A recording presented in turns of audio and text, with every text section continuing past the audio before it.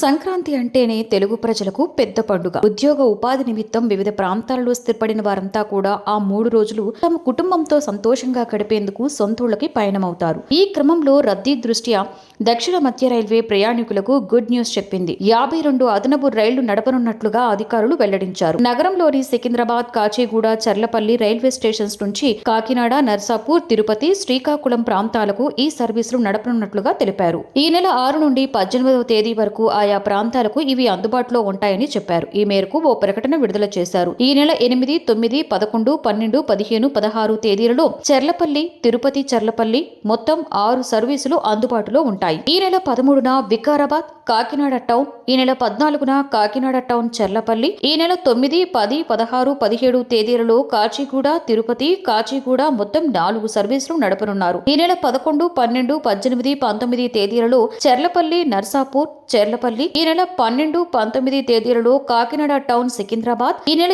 7, 8, 9, 10, 13, 14, 15, 16, 17, 18 తేదీలలో చెర్లపల్లి, నర్సాపూర్, చెర్లపల్లి మొత్తం 10 సర్వీసులు అందుబాటులో ఉంటాయి. ఈ నెల 8, 9, 10, 11, 12, 13, 14, 15 తేదీలలో చెర్లపల్లి, కాకినాడ టౌన్, చెర్లపల్లి మొత్తం 8 సర్వీసులు నడపనున్నారు. ఈ నెల 6, 7, 13, 14 తేదీలలో నాందేడ్, కాకినాడ టౌన్, నాందేడ్, ఈ నెల 9, 10, 12, 13, 14, 15 తేదీలలో చర్లపల్లి, శ్రీకాకుళం రోడ్, చర్లపల్లి సర్వీసులు అందుబాటులో ఉండనున్నాయి. ఈ నెల 7, 8 తేదీలలో కాచిగూడ, శ్రీకాకుళం రోడ్, కాచిగూడ రైళ్లు నడపనున్నట్లుగా అధికారులు వెల్లడించారు. ప్రభాత సూర్యుడు జాతీయ తెలుగు దినపత్రిక.